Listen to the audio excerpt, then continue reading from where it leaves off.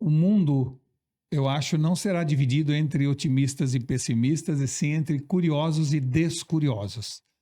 Eu acho que curiosidade vai ser a nova forma de inequalidade social. Ou seja, nós teremos os curiosos que vão liderar os processos, as empresas, e os descuriosos que serão massa de manobra, né? Então, eu acho que aí está uma grande divisão. Fala pessoal, sejam todos muito bem-vindos. Esse é o nosso 5º episódio do programa Óbvio, mas nem tanto. Um canal de compartilhamento de conteúdo onde nós abordaremos de forma profissional, mais descontraída, assuntos sobre gestão, liderança, inovação e vendas. Eu sou Wagner Ferrarese e o nosso convidado de hoje é uma das mentes mais influentes no mundo dos negócios. Ele que é especialista em inovação e transformação digital, é publicitário, é administrador de empresas com pós-graduação na Universidade da Califórnia, é escritor, é palestrante internacional, empreendedor digital e sócio-diretor da Unimark Comunicação. É um grande prazer tê-lo conosco. Seja muito bem-vindo, Walter Longo. Obrigado, você é um grande amigo por quem eu tenho uma grande admiração, que faz excelentes eventos, então é um prazer estar aqui com você. Fico sempre muito feliz, sempre um grande aprendizado ter essa troca, essa conversa e essa oportunidade de extrair um pouquinho daquela toda a sua jornada, de tudo que você compartilha através de livros, de palestras, de conhecimento. Nós estamos falando antes de começar, né, que o podcasting é das formas de transmissão de informação, na minha opinião, uma das mais eficientes, porque a pessoa que está ouvindo se sente na mesa ou na conversa, né? Diferentemente das outras formas de mídia. E desde que o mundo é mundo, Wagner, nós evoluímos, nós transmitimos nosso pensamento ao redor de uma fogueira, né? Desde as cavernas, as pessoas se sentavam ao redor da fogueira e conversavam. O podcasting é, no fundo, a fogueira digital moderna que nós temos hoje. Perfeito. Na verdade, eu acho que por essa linguagem mais espontânea Isso, mais e natural, desprovida de qualquer tipo de direcionamento é o que surgem as grandes ideias. E de tempo, né? Porque na mídia eletrônica você tem que falar aquilo em X segundos, né? Tem que olhar para tal câmera. E você fica preso na câmera, Isso, né? você perde a espontaneidade, né? É alguém falando para muitos. Neste caso aqui, é uma conversa entre amigos na qual já está implicitamente convidado todo mundo que está ouvindo a participar. Perfeito. Walter, eu queria começar pelo seguinte. Você, em sua jornada profissional, você navegou por diversos cenários, transições de mercado, especificamente nos últimos 30 anos, muitas transições, e prosperou em todas elas. Você conseguiria definir algumas características do profissional Walter Longo que fez com que você prosperasse, que se mantivesse à frente e como referência por tanto tempo em diversos cenários, em diversas situações? Você sabe, Vai, que é muito difícil falar de nós mesmos, né? Eu tenho a impressão de que a gente tem um viés cognitivo. Que quando você fala muito em um dos livros. Isso, que a gente livro, por sinal. Acaba sofrendo quando tenta se autoanalisar. Mas talvez se eu selecionasse das habilidades, não é, mais relevantes que eu acho em todo mundo e que, portanto, eu procurei desenvolver em mim, são 3, que é, no fundo, o que eu chamo mais recentemente de CEO. A gente fala que CEO é o Chief Executive Officer, mas, na verdade, CEO, para mim, representa curiosidade, entusiasmo e otimismo. Perfeito. Ou seja, eu acho que pessoas que têm esse tripé de habilidades, curiosidade, entusiasmo e otimismo, têm mais chance de chegar lá do que as pessoas que não possuem essas habilidades. E por quê? Porque no mundo que está mudando o tempo inteiro, se eu não tiver curiosidade, né, eu vou ficando para trás. Perfeito. Antigamente a gente tinha que andar para não ficar no lugar, agora a gente tem que correr para não sair do lugar. E isso exige uma curiosidade, uma fome de conhecimento constante. Segundo, entusiasmo. Se você, num ambiente de mudança, não tiver entusiasmo, você não tem resiliência. Ninguém gosta de mudança. Acho que a única empresa que gosta de mudança é a Graneiro. O resto odeia mudança, né? Então, entusiasmo permite que você atravesse a mudança com resiliência e por isso a importância do entusiasmo. E otimismo, porque você precisa, de alguma maneira, inocular ao seu redor essa visão positiva de futuro. Então, pessoas que têm curiosidade, entusiasmo e otimismo, normalmente são capazes de liderar, seja processos, sejam pessoas, né, de maneira mais efetiva. Eu procurei desenvolver em mim ou manter em mim essas 3 habilidades. É curioso você falar sobre curiosidade, porque em um dos livros, eu acho que é o Insights para um Mercado em Transição, você conseguiu estruturar essa ideia da busca pela informação, dessa curiosidade, de você estimular isso de uma forma até, eu não digo rotinizada, porque senão você mata a curiosidade, mas justamente como uma atitude de você buscar a informação dela, você buscar questionamento, você tentar desenvolver e evoluir. Isso é, na verdade, buscar informação não é uma coisa que deve ser com um foco determinado. Você tem que ter esse foco bem aberto. Às vezes você atira no que viu e acerta o que não viu, né? E você tem que ter uma cabeça de hiperlink. Isso, Você esse termo que você utiliza. Você tem que ir cada vez mais fundo naquilo, né? Eu, às vezes, estou assistindo minha mulher até se incomoda um pouco. Estou assistindo um filme, eu pego o celular e vou buscar um negócio na internet. Ela fala, mas por quê? Porque eu quero entender melhor, mais Teve alguma profundamente. contextualização ali? Exato, para ir. É a mesma coisa com o livro, né? Você estava me contando que prefere o livro em papel. Eu também. Mas uma das vantagens do livro digital é que você clica na palavra, vem o sinônimo, você clica em outro lugar, vai para o hiperlink muito mais fácil e muito mais rápido. Então, eu diria que a leitura no papel e a leitura digital, ela tem vantagens e desvantagens, mas eu continuo como você, preferindo a do papel. A razão disso, que nós preferimos, é porque a leitura no papel lhe dá uma memória espacial. Ou seja, quando eu leio um livro no papel e um dia eu quero me lembrar de alguma coisa do livro, eu lembro se estava em cima à esquerda ou embaixo à direita. Eu lembro se estava no começo ou no fim do livro. Perfeito. Ele tem uma tangibilidade que o digital e o scrolling não apresenta, né? Então, no livro de papel, você acaba tendo mais apreensão e compreensão em função dessa memória espacial. Provavelmente pela memória da experiência do tato que te leva a um maior nível de fixação no fixação, isso mesmo. E quando você fala de entusiasmo e otimismo, eu também já ouvi você falando sobre um estudo de que todos os grandes feitos das civilizações precederam uma visão muito grande. Então, esse entusiasmo, esse otimismo também faz parte com que o sucesso aconteça, quando você fala principalmente de desenvolvimento, de marketing, de algumas situações onde você imagina antes das coisas acontecerem. Isso, aliás, imaginação é, no fundo, a matéria-prima disso tudo que a gente falou, né? Mas eu acho que sim, o Pollock fez um estudo, um holandês fez um estudo muito interessante, tentando identificar não atitudes grandiosas, mas visão grandiosa. Ou seja, ele procurava identificar se um país ficou grande porque o povo tinha uma visão grandiosa de si mesmo, ou ao contrário, porque o povo tinha uma visão grandiosa de si mesmo, o país ficou grande. Ele queria saber o que vinha antes, né? Ele foi estudar o Egito, a Grécia, Roma, os grandes navegadores, a Inglaterra, Estados Unidos, e sem nenhuma exceção, uma visão grandiosa antecedeu uma realização grandiosa. Ou seja, foi pensando grande que nações ficaram grandes e não ao contrário. Quando o Partenon foi construído, a Grécia não era a hegemonia helênica que conquistou, mas foi porque pensava grande que chegou lá. Então, eu acho que essa atitude de pensar grande, de ser otimista, de ver o futuro com otimismo, eu acho que é fundamental. E por que isso?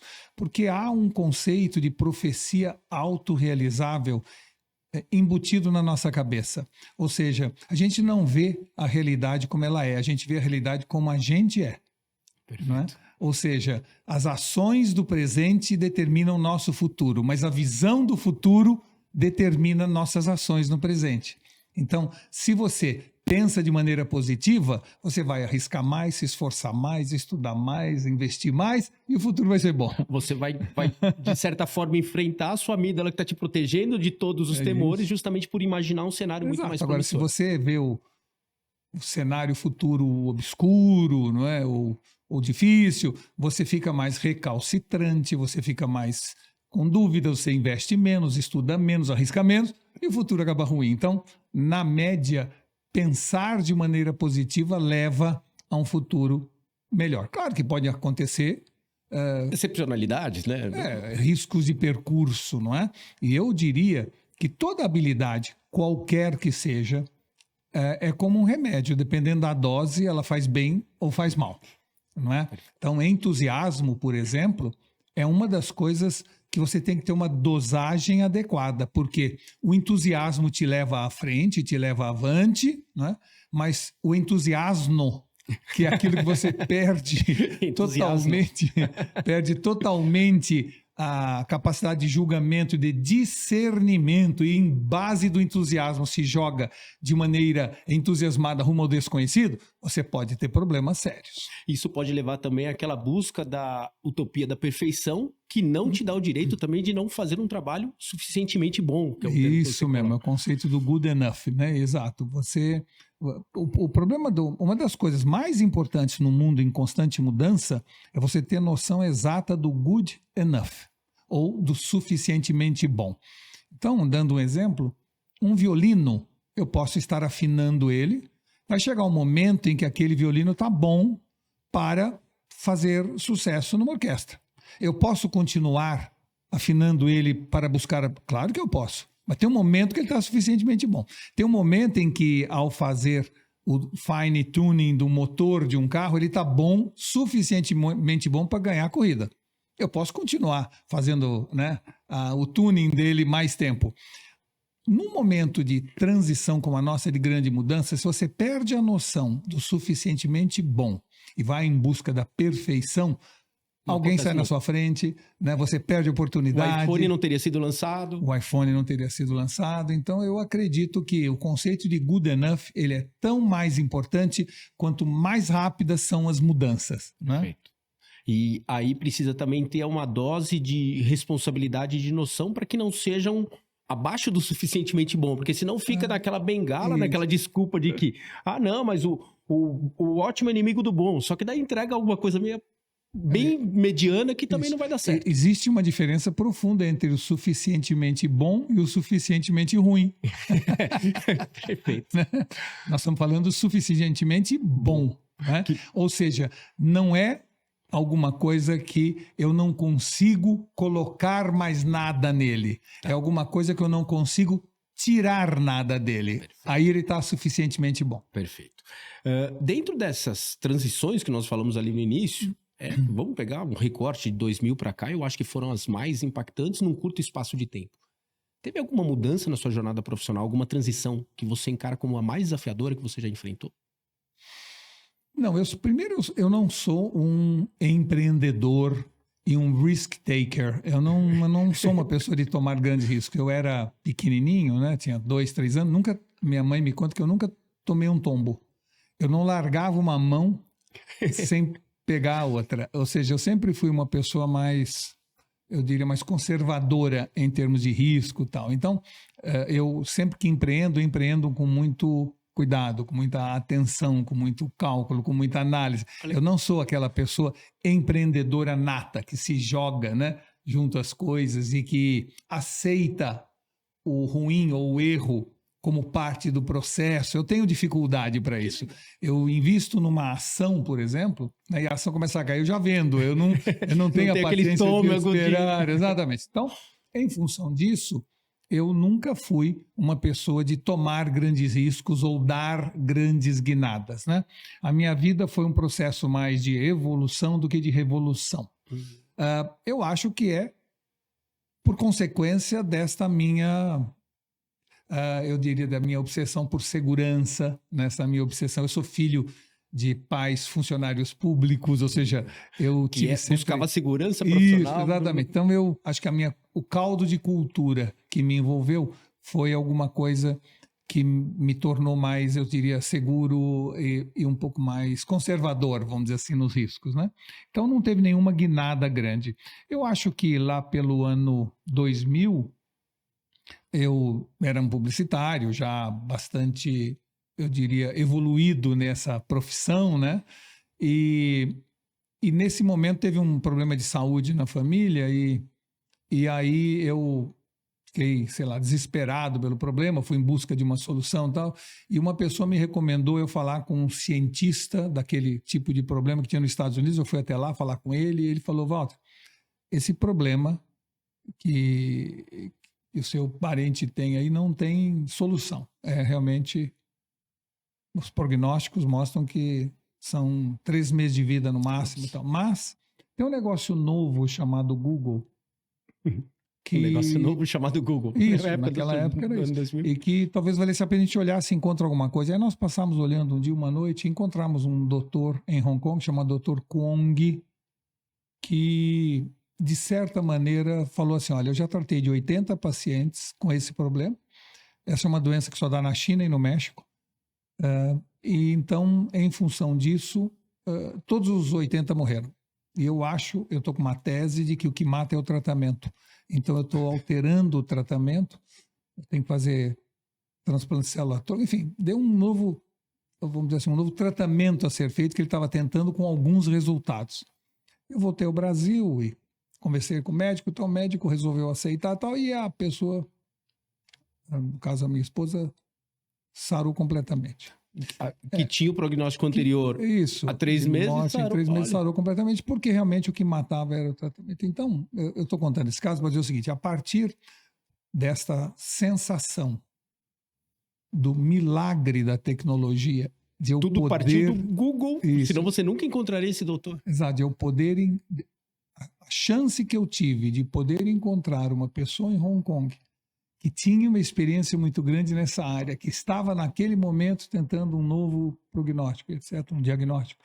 Eu acho que dali para frente eu tomei como decisão entrar fundo em tecnologia. Eu entendi o milagre da tecnologia. Não é que eu entendi, eu vivi o milagre da tecnologia. Tanto que eu vou ao Google todo ano, como eu iria para uma igreja por uma graça recebida. Ou seja, eu senti o milagre. E daquele momento em diante, se a gente pode falar de alguma guinada, eu continuei publicitário, mas eu fui me dedicando, me envolvendo cada vez mais em tecnologia. E né? o mercado também fez essa mudança, que foi justamente mas não foi por, não foi por esse isso, motivo, né? Não foi por isso, não. Foi por ver de perto o impacto que a tecnologia pode ter na vida das pessoas. Né? Então, eu acho que aí foi uma guinada onde eu passei a me orientar mais para a tecnologia, e acabei escrevendo o livro da era pós-digital, depois metaverso, depois, né, mais recentemente, escrevo sobre inteligência artificial. Ou seja, aí eu fui para esse segmento muito mais por ter visto o que significa o poder transformacional da tecnologia, não das grandes empresas. É o impacto na sociedade. Na vida, na sociedade. É isso. Que é provavelmente o que está acontecendo agora, né? E nós falamos sobre essa...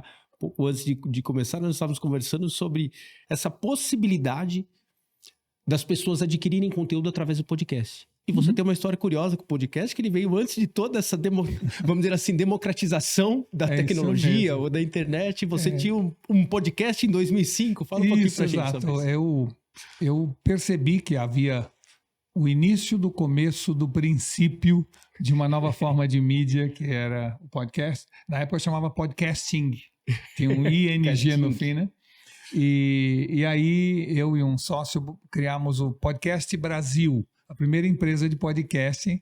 Chegamos a ter 3.000 horas de gravação naquela época, né?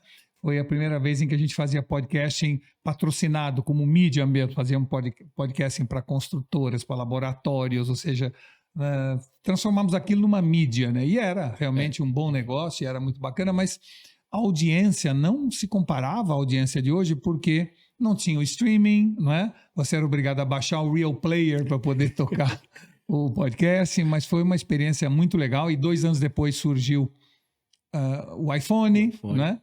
E dali para frente eu acabei, enfim, entrando em novos negócios, acabei deixando isso de lado, mas nunca me esqueci de como o podcasting foi marcante naquela era, em 2005, na minha vida. E muito legal, porque, de fato, muito antes de se popularizar, você já pensava nisso como uma possibilidade de mídia, de conexão com o mercado e com os clientes. É a capacidade de segmentar, né? Porque as mídias, em geral, elas estão preocupadas com audiência, com volume. Então, elas têm que falar na média. né? Ela busca o interesse médio daquelas pessoas. Então, um jornal, quando faz um artigo, ele pensa assim, que tamanho vai ter esse artigo? Ele vai mirar no interesse médio sobre aquele assunto por parte dos leitores. Para alguém que é muito interessado naquilo, é pouco. Para alguém que não é interessado naquilo, é muito. Então, você, sempre que trabalha com a média, né, você eu diria, não acerta no nível de interesse e profundidade das pessoas. O que eu sentia no podcast é que eu podia falar quanto tempo eu quisesse, né? Era só para pessoas que tinham interesse real, efetivo naquilo, a gente ia a fundo naquele assunto. Então, me encantou por isso, pela capacidade de sair da Idade Média e entrar na Idade Mídia. Se nós falarmos, que é o título de um dos seus livros que eu tenho, inclusive, também. Se nós falarmos um pouquinho sobre essa evolução da propaganda, aí eu vou puxar um pouco para o meu lado, que minha formação é propaganda e marketing, né? Embora hoje eu atue na parte mais de gestão do que necessariamente com marketing. O que você vê de mudança crucial na propaganda? Tá, do que nós tínhamos em relação à propaganda para o que nós temos hoje em relação à propaganda? Bom, tem gente, eu diria, os mais pessimistas, que acham que a propaganda está morrendo, né? Eu não acho que ela está morrendo, mas eu acho que ela está se suicidando. Ou que ela pode estar se suicidando. E por quê? Porque lá pelo ano 2000, a propaganda em geral, claro que há exceções, mas a propaganda em geral tomou uma decisão politicamente correta, que foi deixar de ser aspiracional para ser identitária. Perfeito. Não é exatamente no ano 2000. Por volta do ano 2000, esse movimento se iniciou. O que significa isso? Significa que eu não devo mais mostrar na propaganda algo que as pessoas almejam, e sim algo que demonstra a vida real delas, o cotidiano delas. Então, se antes as pessoas eram só bonitas, bem arrumadas, maquiadas e bem vestidas, agora tinha que ter roupas cotidiano, tradicionais, cotidiano, etc. Se antes a propaganda de margarina mostrava um café da manhã, todo mundo feliz, as crianças educadas, o marido romântico, a mulher linda, né? Aquela família perfeita de margarina. Perfeita. Aí dali para frente tinha que ser as crianças correndo para ir para a escola, o marido lendo jornal não prestando atenção na mulher, a mulher ainda de pijama e bob, ou seja, o ideal era você buscar engajamento, e o engajamento viria através de mostrar o cotidiano e de mostrar de maneira identitária o que as pessoas eram ou viviam. E isso se alastrou, não ficou só na margarina, ficou na indústria de automóvel, passou a fazer isso, né? A indústria de bebida passou a fazer isso. Todas aquelas aonde vendiam o poder transformacional daquele produto ou serviço. Né? Eu comprava um carro, eu seduzia pessoas, eu mostrava o sucesso na empresa, eu gerava inveja no vizinho. Você tinha algo a buscar com aquele produto, né? Isso, o produto que seja... gerava um propósito lá na frente, né? Então, eu vendia propósito através do produto, não é? E a gente falou, não, isso é uma mentira, isso não é verdade, vamos mostrar o que são, né? Pessoas estão sempre mostrando ideal de beleza, não existe mais ideal de beleza, vamos mostrar pessoas com qualquer corpo, com qualquer rosto, com qualquer cabelo. E veja, eu não estou entrando no mérito se isso é bom ou ruim para a sociedade. Eu acho que está tudo certo, não tem problema. É a leitura do papel da propaganda. Exato. O problema é que a gente esqueceu, acho, neste caminho, é que pessoas compram produtos para serem uma melhor versão delas mesmas.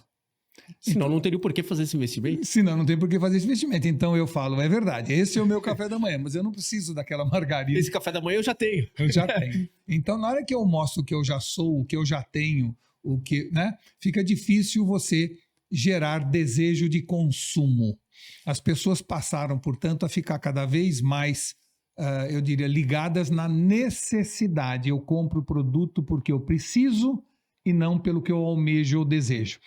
Isso traz uma perda de eficiência da propaganda e, por outro lado, como em comunicação não há vácuo, eu diria que os influencers assumiram a área, aspiracional. Com toda essa ostentação que às vezes você vê através da Mostram rede social. carros, né, aviões. A vida de ninguém é chata no Instagram, né? Todo mundo sempre tá viajando, o carnaval é o melhor do mundo, o final do ano é o melhor do mundo. Então as pessoas passaram a desejar, almejar, sonhar através dos influencers. Agora as marcas que tinham isso precisam contratar um influencer para gerar desejabilidade ou trazer de volta o aspiracional perdido.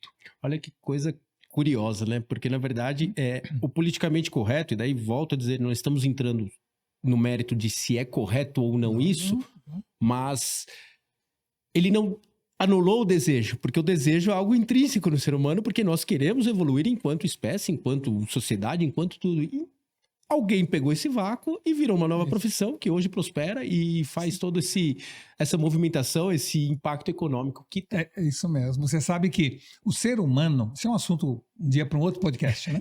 O ser humano, ele foca no que falta e não no que farta. Né? Ou seja, o ser humano fica dividido entre o que falta e o que farta. Se eu moro num apartamento pequeno com uma vista linda, eu me incomodo com aperto e nem vejo mais a vista. Aí eu mudo para um apartamento maior, né, muito mais confortável, mas a vista não é tão boa, eu fico bravo, chateado, porque não tem uma vista linda. Ou seja, a gente brinca muito que a vida é como um pavilhão de hospital onde está todo mundo louco para trocar de cama. A gente fala isso, né? Então, no fundo, na hora em que você foca no que falta e não no que farta, isso é ótimo para a sociedade, porque faz com que a gente vá em frente. Ou seja, é porque a gente está focando no que falta que a gente saiu das cavernas e estamos onde estamos. Senão estaríamos satisfeitos com aquele nível de sociedade, de civilização, com algumas pessoas caçando. Então, o indivíduo sofre um pouco por essa angústia do que falta, mas a sociedade evolui a partir desse foco no que falta e não no que farta. Perfeito. Dentro desta visão, essa discussão da propaganda é que as pessoas focando no que falta, né, no que falta, elas vão atrás do que falta. Se eu mostro o que elas têm, eu estou mostrando o que farta e não o que falta. Perfeito. E isso acomoda. E talvez as novas gerações tenham tido uma perda gradativa do querer, do desejo, do almejar, em função desta guinada que a propaganda deu nos últimos 20, 25 anos. E curiosamente a gente escuta, você deve escutar isso também entre rodas de amigos, que sempre falam assim, nossas propagandas eram muito mais divertidas antes, de fato, porque você tinha uma linguagem daquilo que você precisaria buscar. E a partir do momento que estou, de certa forma, comunicando o que farta, traz um nível de consciência, o que tem tá bom, é dessa forma mesmo e tá tudo bom. Vou comprar roupa no brechó. Exatamente. Né? Pensando nessa linha e na evolução do que você coloca como mantras empresariais, né? Que em um momento era qual é o seu negócio, depois qual o problema que eu resolvo, e numa terceira jornada, quais são os sonhos dos meus clientes, né? Que são resolvidos e trazendo até numa linguagem um pouco mais de ecossistema. O ecossistema, no nosso caso, no mundo que eu vivo e nas pessoas que eu converso, eu percebo que há uma confusão entre ecossistema, ou participar do ecossistema, e ampliar o portfólio de negócio, diversificar um pouco o portfólio. O cara acha que lançou um produto mais, agora tem o ecossistema. Não, o ecossistema ele é um pouco mais amplo. Fala um pouquinho pra gente desse impacto nessa evolução dos mantras, versus, aí talvez até se você puder trazer como papel de conselheiro, que você fala com muita autoridade disso, alguns exemplos de empresas que se transformaram em ecossistemas a partir de um serviço bem atendido, de um problema bem resolvido que era um estágio anterior. Tá bom. Bom, novamente, mais um podcast, né? Podemos marcar mais alguns, eu ficarei muito feliz com isso. Mas ecossistema, ele surgiu, como você falou, pela evolução do mantra corporativo. Num primeiro momento, lá pelo ano 2000, a discussão nas empresas era what business are we in, qual é o nosso negócio? E se eu faço revestimento cerâmico, meu negócio é focar em revestimento cerâmico, né? Lá pelo ano 2010, esse mantra corporativo deixou de ser what business are we in, qual é o nosso negócio, passou a ser what problems are we solving, que problema nós estamos resolvendo, e aí talvez uma empresa de revestimento cerâmico devesse ter no seu portfólio uma escola de aplicadores de cerâmica para resolver o problema do cliente, não é? E E estou com esse problema. Tá? Eu estou construindo e estou com esse problema. É um problema, exatamente.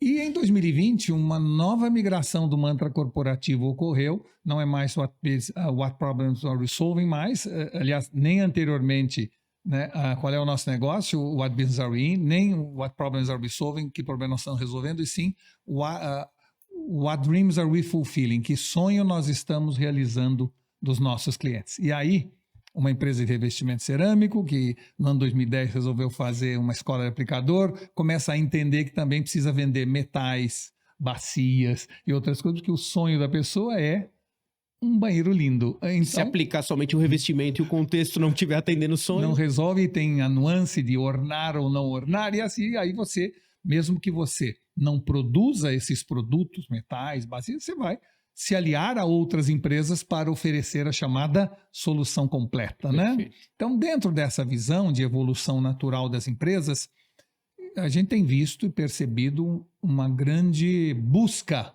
das empresas se transformarem em ecossistemas ou passarem a fazer parte de ecossistemas. Esta busca pelo ecossistema, ela de alguma maneira, ela exige uma visão completamente diferente dos conceitos de independência e interoperabilidade. Ou seja, você tem que entender, quando você trabalha com ecossistema, que dividir é multiplicar. Perfeito. Né? E esse é algo contraintuitivo para o empresário.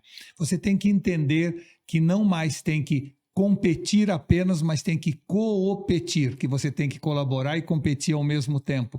Você tem que entender que o seu cliente não deve ser visto como uma transação, e sim como uma relação que você estabelece, porque ele vai passar o resto da vida, de alguma maneira, consumindo algo daquele ecossistema. Então, é uma guinada, é muito mais uma questão de ótica do que de fibra ótica, é muito mais um jeito de ver o mundo e se ver nesse mundo do que de grandes investimentos ou grandes aquisições. Nós não estamos falando de comprar empresas, nós estamos falando de ter a sua empresa e continuar fazendo o que a sua empresa faz, se aliar a outras empresas com participação societária ou não, e, em terceiro lugar, buscar parcerias estratégicas que complementem aquilo que você faz. Então, se eu sou uma agência de turismo e eu vendo passagens, eu sei que pessoas compram passagem por alguma razão. Eu posso também me aliar a uma empresa que organiza eventos. Esta empresa que organiza eventos pode trazer também empresa que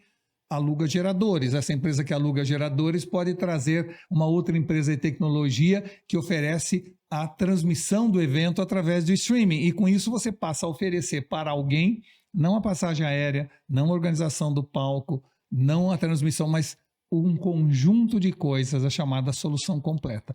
Essa é uma tendência irreversível, nós temos visto coisas surpreendentes no mercado. Quando você vê que o iPhone, a tela do iPhone é produzida pela Samsung, você vê que as empresas estão entendendo o conceito de competição, né? E eu acho que as empresas, de alguma maneira, têm que parar de pensar por arquipélago, onde você tem uma holding com 10 empresas embaixo, cada uma por si, Deus para todos. São independentes, só usam a holding como uma estratégia de fato, né? Como aquisição, como negócio, mas não necessariamente como uma conexão entre elas. Uma conexão entre elas, e eu vejo que empresas que pensam de maneira ecossistêmica têm um processo de evolução e de crescimento muito acima. A Cacau Show é uma empresa que pensa como ecossistema, né? Começou com uma fábrica de chocolate, depois entendeu que o que ele vendia não era chocolate, mas também entretenimento na sua boca, celebração, momentos felizes. Aí fala, peraí, então pode ter também hotéis, pode ter turismo ecológico, pode ter parque de diversões. Aí que vai toda a estratégia de ampliação da gama de serviços através do que partiu do chocolate. Isso, mas que você pode ter embaixo do mesmo guarda-chuva do dono ou não, da propriedade, ou pode estabelecer alianças estratégicas. O importante é ter um propósito bem definido e que todas as empresas que participem do ecossistema partilhem de propósito semelhante. E é curioso porque se eu estou no hotel da Cacau Show, eu vivo boas experiências lá. Não tem como eu não associar isso a hora que eu for comprar no chocolate. Claro. Então você só fortalece todo o restante, né? Isso. Esse processo gera 3 coisas. Fortalecimento da marca, né, pelas múltiplas experiências que você tem com a marca. Segundo, a possibilidade de ampliação de vendas, porque todo mundo vende todo mundo. Ou seja, um franqueado da Cacau Show Você pode participa em fazer mais reserva momentos, de né? hotel, não é? E terceiro, compras conjuntas com custos otimizados, não é? Então você tem uma série de vantagens e isso dá uma vantagem competitiva a quem pensa dessa forma em relação aos concorrentes que ainda se veem individualizados, segregados, cada um por si, Deus para todos. De certa forma, entender o papel que você faz dentro do contexto de consumo. E aí, se nós Isso. buscarmos a evolução dos negócios, lá a Ford, lá no início, ele tinha a linha de produção, daí ele tinha uma fazenda para pegar o algodão, ele tinha o minério para pegar o aço. Hoje, se você for fazer isso com essa evolução, essa velocidade, não dá tempo de fazer essas aquisições. Você Isso, precisa buscar parceiros que já são especialistas E naquilo. antigamente você pensava em indústria, comércio, serviços. E você está colocando cada vez mais serviço no produto, você está colocando cada vez mais os conceitos de embalar o serviço, ou seja, não existe mais essa divisão estanque que havia antes entre eu sou um industrial, ou eu sou uma pessoa empresário da área de serviços. Não, cada vez mais isso tudo está junto e misturado. E curiosamente ou não, em contraposição ao que nós acabamos de falar da propaganda, você volta a falar do aspiracional, porque você está vivendo um sonho, você está vendendo, né, dentro de um contexto de ecossistema, o sonho da pessoa. Então ela precisa entender do consumidor, da sociedade, ela precisa entender esse papel ali dentro. Isso, eu diria que hoje e daqui para frente, ser bem-sucedido no mundo dos negócios significa entender de gente e não do seu produto ou serviço, né? Que tem muito a ver com um termo que eu escutei pela primeira vez através de material que você propagou também, chamado nexialista, que tem esse papel de pegar tudo aquilo e conseguir conectar de uma forma bastante eficiente. Isso. Que pra gente do nexialismo, vai? Mais um podcast. Nexialismo é um termo que surgiu na década de 50 de um livro chamado A Viagem do Space Beagle, que era um livro escrito pelo Van Vogt, de ficção científica, e que contava a história de uma nave espacial que sai do planeta Terra em busca de vida inteligente em outros planetas. E nessa nave, segundo o Van Vogt, havia um representante de cada área do conhecimento humano. Havia um matemático, um químico, um físico, um biólogo, né? Era uma espécie de arca de Noé de cientistas. E apenas uma pessoa nessa nave não era especialista em nada, que o Van Vogt chama de nexialista. Então foi a primeira vez que esse termo surgiu. Sempre que a nave sofria invasão alienígena, batia no asteroide, encrencava, a única pessoa capaz de resolver o problema e seguir a viagem era, no livro, o nexialista. A razão disso é que ele não era especialista em nada, mas ele sabia onde buscar a informação para conseguir resolver o problema. Ele tinha a chamada humildade, isenção e visão gestáltica e abrangente, porque não tinha o vício da especialização. E porque de ego. Exato, para alguém que tem um martelo na mão, toda solução é prego, né? Uma pessoa que não tem nada na mão é capaz de ver que talvez a solução não seja prego. Então, esta visão que o Van Vogt nos traz serve de inspiração, porque havia uma nave, ao redor do nexialista tinha todo o conhecimento humano, ele, munido de isenção, humildade, etc., conseguia ouvir todos e chegar à conclusão que talvez a solução esteja entre esses dois ou esses três. E aí buscava a solução. Agora, fecha a cortina, abre a cortina em 2024. Hoje nós estamos todos nessa nave, rodeado de especialistas, porque na internet eu tenho todo o conhecimento humano concentrado no meu celular, eu posso saber o que eu quiser, na profundidade desejada, a hora que me der vontade, e, portanto, voltou a ser fundamental sermos agora, não na nave, mas no planeta, um nexialista. E na era dos ecossistemas, você não consegue liderar um ecossistema se não for um nexialista. Na verdade, você tem acesso a todos esses especialistas, basta você ter o interesse. Curiosidade, entusiasmo, otimismo. Perfeito. E uma situação, eu ouvi você falando uma vez sobre inteligência. Na verdade, no Trilema Digital, um dos seus livros você cita sobre a inteligência. E você fala também, até você faz uma brincadeira sobre parecer que os neurônios estão passando férias, que não existe mais a sinapse pela facilidade em buscar esses especialistas através dos meios digitais. Como que a gente traz isso conectando com o nexialismo? Porque se eu não desenvolvo essa habilidade também de curiosidade, entusiasmo e otimismo para buscar essa informação, eu posso ter toda aquela informação que eu não vou conseguir nexar nada. É verdade. Você sabe que o mundo digital tem vantagens espetaculares. A gente devia ter todos os dias, no fim da tarde, um show de fogos nas grandes cidades para celebrar a democratização do conhecimento, da informação, né? Então, o mundo digital é espetacular, você sabe que eu sou um fã. Mas ele traz também, eu diria, subprodutos, né, que acabam não sendo tão positivos. Um deles é a perda gradativa da curiosidade. Porque a curiosidade é uma habilidade ativa e não passiva. Você tem que ir em busca de. Perfeito. Não é? A curiosidade no momento digital em que nós estamos, ela diminui naturalmente porque eu não preciso ir em busca de nada. Quando eu precisar, está lá. Quantas vezes eu já ouvi falar, não preciso saber, está no Google. Só que eu nunca vou buscar, né? Só que se está no Google e não na sua cabeça, se o conhecimento não está embarcado, não faz sinapse. Não fazendo sinapse, você não tem ideia, você não tem insight. Ideia é como gato e não cachorro, vem quando quer e não quando você chama. Né? Então, não tem como você ter ideias se você não tem conhecimento embarcado. Não tem como você gerar insights se os neurônios não têm de onde buscar a informação que gere essa sinergia. Então, uma reunião de ideias, um brainstorm, provavelmente você vai ficar bloqueado das melhores ideias. Vai sair algum papel, algum rabisco, mas nada que... O problema do brainstorming é um problema adicional a esse. Além das pessoas, às vezes, não terem nada na cabeça, aí não vai sair ideia, mas não é isso. É que quando eu sento com todo mundo ao redor de uma mesa e peço, vamos ter ideias. Enquanto você está dando a sua ideia, eu estou tentando desesperadamente ter a minha. Ou seja, as não pessoas... Não estou te ouvindo. Um não ouve o outro, entendeu? Então, se você quiser fazer um brainstorming efetivo, você tem que passar o problema para todos pensarem, virem com as ideias, aí, como eu já tenho a minha lista de ideias, eu fico ouvindo a sua. Mas se você chamar todo mundo para uma sala, vamos ter ideias? O meu foco de atenção vai estar em buscar as minhas soluções, não ouvir as suas e conectar. Fita, né? Perfeito. Estamos num cenário onde todos têm possibilidades, todos têm oportunidades, o mundo está cheio de necessidade e ainda tem um monte de gente reclamando, como você disse, os pessimistas que só veem o mundo caótico. Uma frase de Schopenhauer que você coloca e fala assim: Deus dá as cartas e a gente joga. Uhum. Como que você traz isso nessa leitura do mundo dos negócios? Olha, primeiro, o mundo, eu acho, não será dividido entre otimistas e pessimistas, e sim entre curiosos e descuriosos.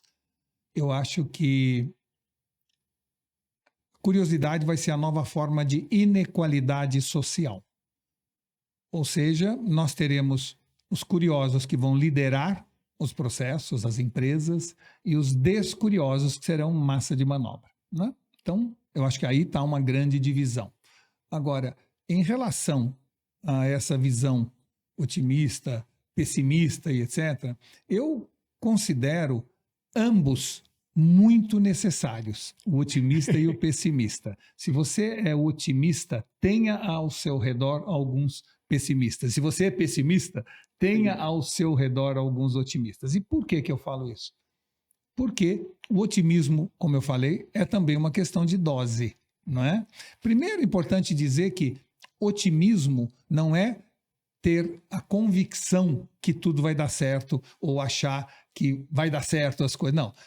Otimista é você achar que pode dar certo e fazer tudo que estiver ao seu alcance para dar certo. Você vê que existe, portanto, uma atitude ativa no otimismo. Né? Não é aquela coisa, não, se Deus quiser vai dar certo. Se Deus quiser vai dar certo. Então eu fico esperando o teu trabalho para Deus e fico aguardando que tudo se resolva. Tem muita gente que chega para mim e fala assim: Walter, eu queria que você me ajudasse a tirar isso do papel. Eu falei, mas você já pôs no papel? Não. Então, como é que eu vou ajudar você a tirar? Estou com uma ideia brilhante, Walter. Você me ajuda a tirar do papel, mas você pôs? Não, então põe no papel e depois eu tiro. Então, essa visão otimista e pessimista, ela é necessária e o problema é a dosimetria, né? Pessoas excessivamente otimistas não veem os problemas e não se preparam para eles.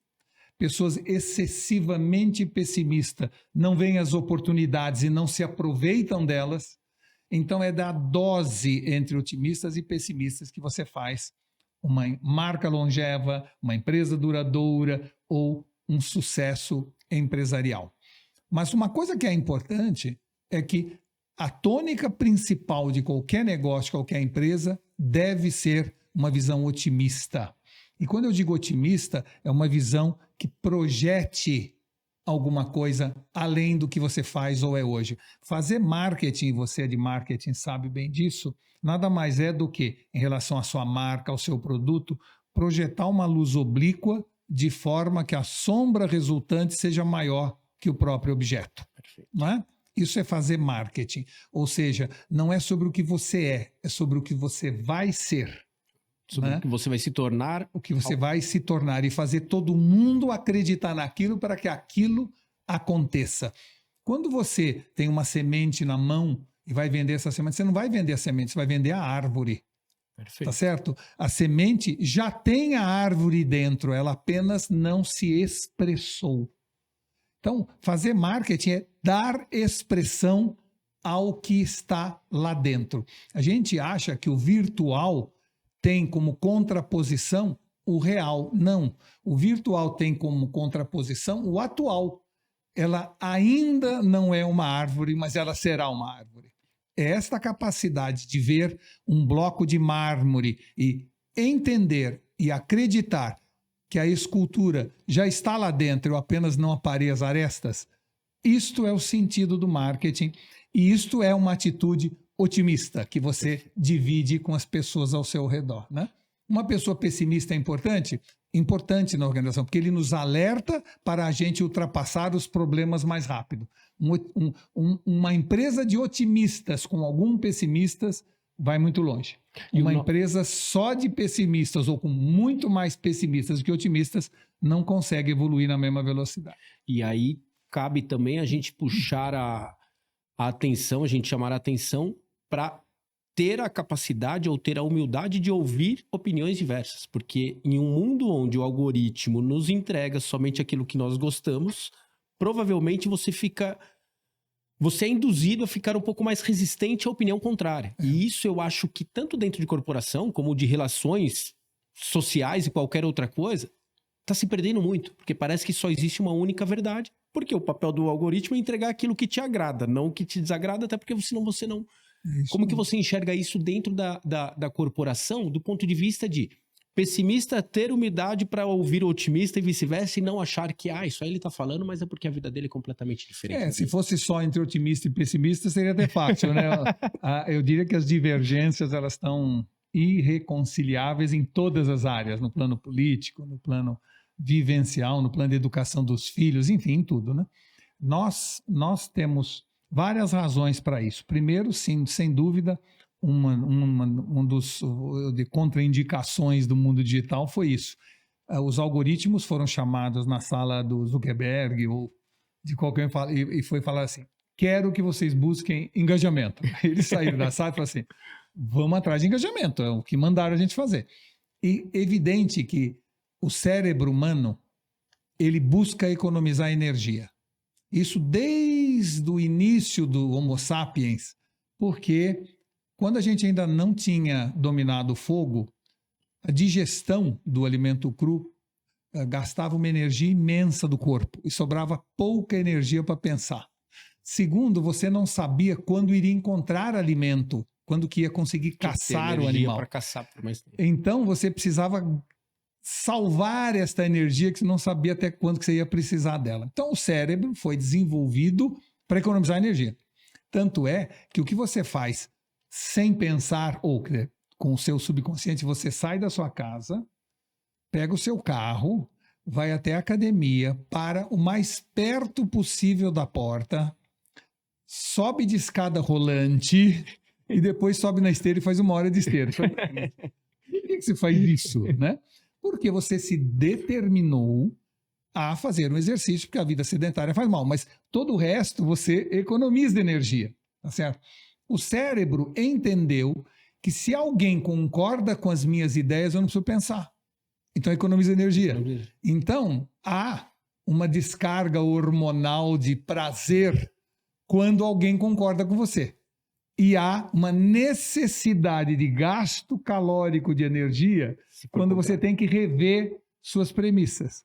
Então, a tendência nossa é gostar e se engajar mais em coisas que vêm ao encontro e não de encontro ao que a gente quer, pensa ou imagina. Dentro disso, os algoritmos, o que fizeram? Vamos dar só o que ele concorda. Vamos falar aquilo lá que ele adora. Vamos reforçar o que ele acha. E claro que isso gerou uma geração absolutamente cheia de certezas. Antigamente, os sábios tinham certeza e os idiotas tinham dúvidas. Agora está ao contrário. Os idiotas estão cheios de certeza e os sábios cheios de dúvida. Daqui para frente, está havendo um problema aí, talvez até material, mais grave, que é o seguinte: o cérebro ele tem uma capacidade de adaptabilidade ao entorno dele. Ele já percebeu, o cérebro humano, que nós estamos num mundo digital, num mundo binário, 0 ou 1. Ele passou a raciocinar assim. Você tem duas vidas completamente independentes. Não tem mais 50 tons de cinza, não é? E nós precisamos fazer um esforço muito grande para entender que há nuances, que ninguém é somente de esquerda ou somente de direita, que ninguém é verdadeiro ou falso, que fake news não necessariamente é falar inverdades, mas esconder uma verdade também é fake news.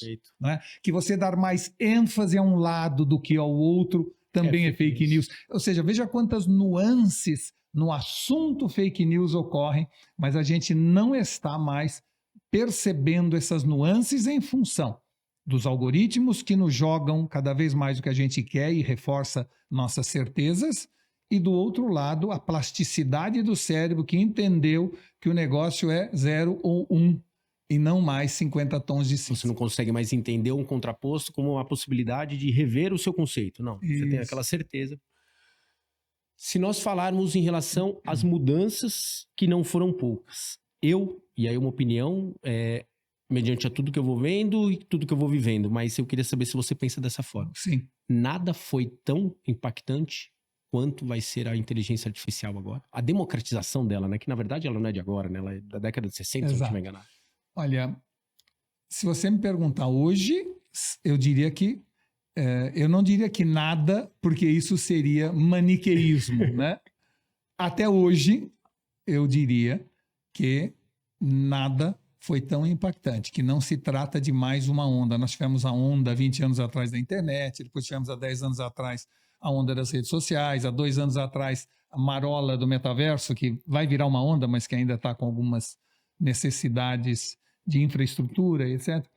E de repente chega a inteligência artificial, né? Aí não é uma onda, é um tsunami, né? Tem sido um tsunami e isso evidentemente mudará completamente a forma como nós operamos, como nós trabalhamos, como nós estudamos, como nós educamos, ou seja, vai ter um impacto, ou está tendo um impacto muito grande. A inteligência artificial é contemporânea minha, é da década de 50, né? Mas o que aconteceu dia 30 de novembro de 2022 foi que, pela primeira vez, ela entendeu a nossa língua, porque até então eu era obrigado a entender de matemática avançada, entender de código, para poder usar a inteligência artificial. Era algo para especialistas e não para o público geral. Era algo de laboratório e não de escritório, né?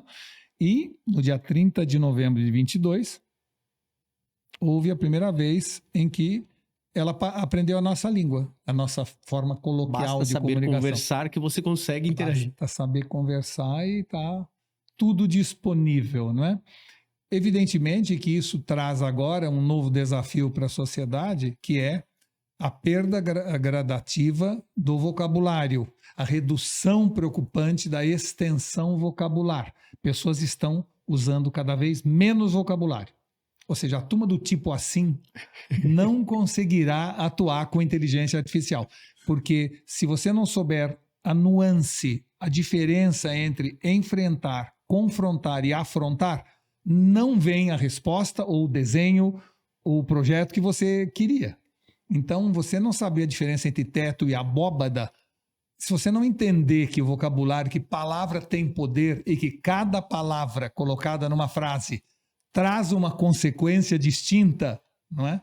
Você não consegue operar com inteligência artificial. Então, vamos ter que voltar, como falamos, a ler mais para trazer simultaneamente mais imaginação para as pessoas e extensão vocabular. Temos que conseguir comunicar para a máquina para que ela consiga nos ajudar, porque senão vai ser somente uma afirmação daquilo que eu já estou limitado a saber. E aí quem tiver mais habilidade nessa extensão vocabular, provavelmente vai se destacar. Eu diria que é extensão vocabular, bagagem, conteúdo e imaginação. Imaginação é um outro termo. Eu acho que foi um bate-papo que você teve, algum corte, se eu não salvo engano, com o Pondé, que daí ele falava assim, eu tenho medo de que nós vamos matar a inteligência artificial. É muito gozado.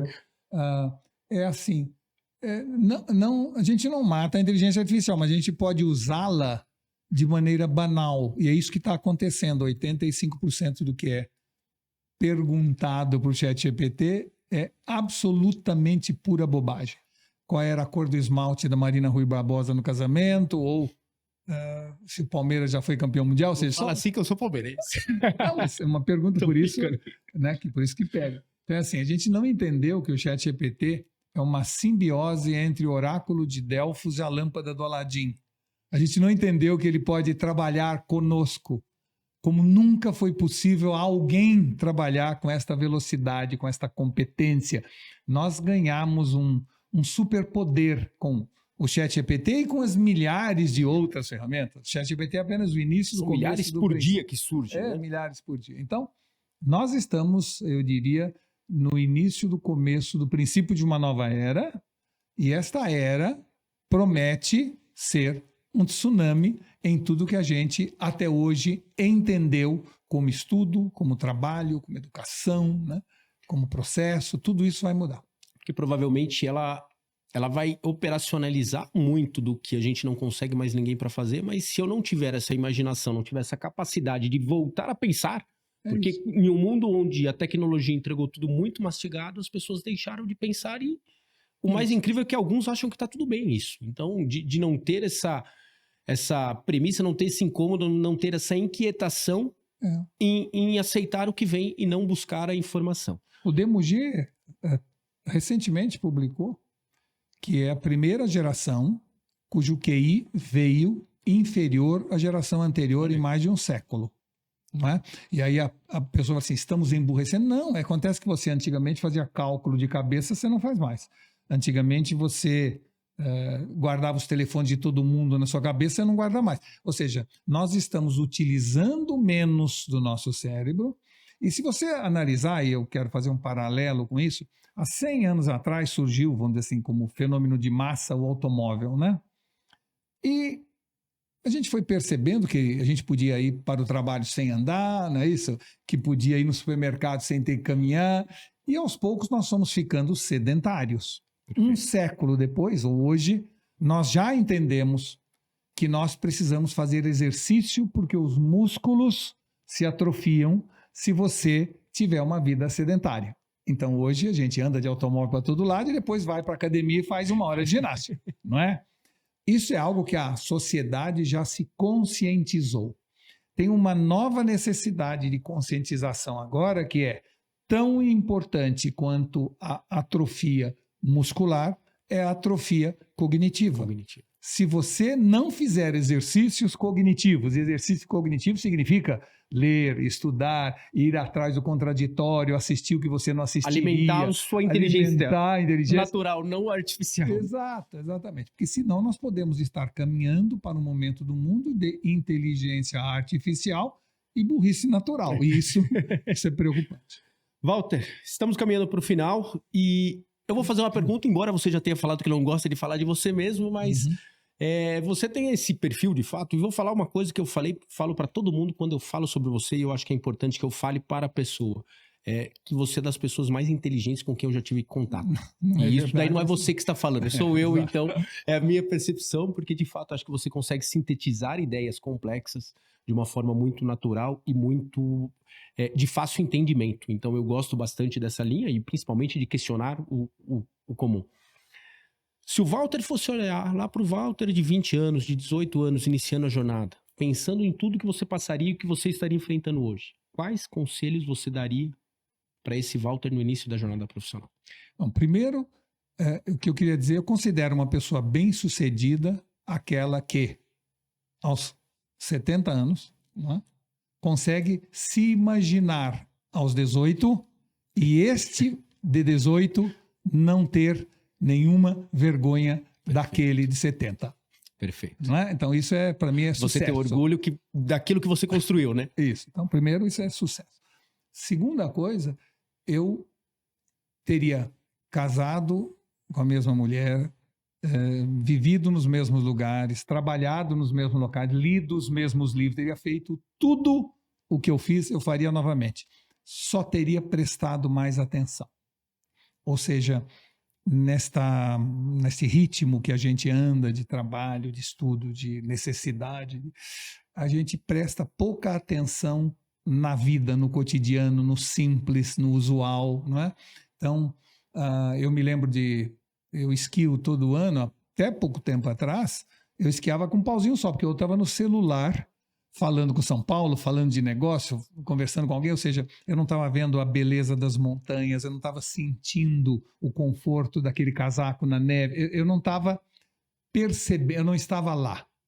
Você lutava para ter essa oportunidade, mas não vivia quando lá estava. Isso, e estava na Catedral de Santa Sofia, na Turquia, meu filho deslumbrado com tudo aquilo, eu não estava olhando o olho do meu filho. O brilho no olho dele. Entendeu? Eu estava lá preocupado com alguma coisa que está na hora, que temos que fazer, ou seja, eu acho que se eu fosse fazer tudo de novo, eu faria as mesmas coisas, mas eu teria prestado mais atenção nesses momentos, nos detalhes, porque eu acho que eu usufruiria mais da minha vida. Perfeito. Walter, um grande prazer tê-lo conosco, um grande orgulho. Falaremos de outros podcasts, como você falou, que temos assunto para podcast, eu não tenho dúvida disso. Obrigado mesmo pela sua generosidade, pela sua disposição, pelo seu aceite. Você sabe que é um grande orgulho para a gente ter alguém com o conhecimento que você compartilha. Prazer Espero que meu. Você tenha cada vez mais sucesso. Adorei o nome, óbvio, mas nem tanto, não é? Porque a obviedade gera a falta de você pensar sobre aquilo. Tudo que não é tão óbvio gera pensar. E pensar gera tudo isso que nós falamos até agora. O óbvio leva à negligência, né? Exato. Então, muito, muito legal o nome. Estou sempre às ordens. Um abraço, um beijo a todo mundo. Fiquem com Deus. Muitíssimo obrigado. Até uma próxima. Obrigado, Walter. Obrigado, pessoal. Até uma próxima.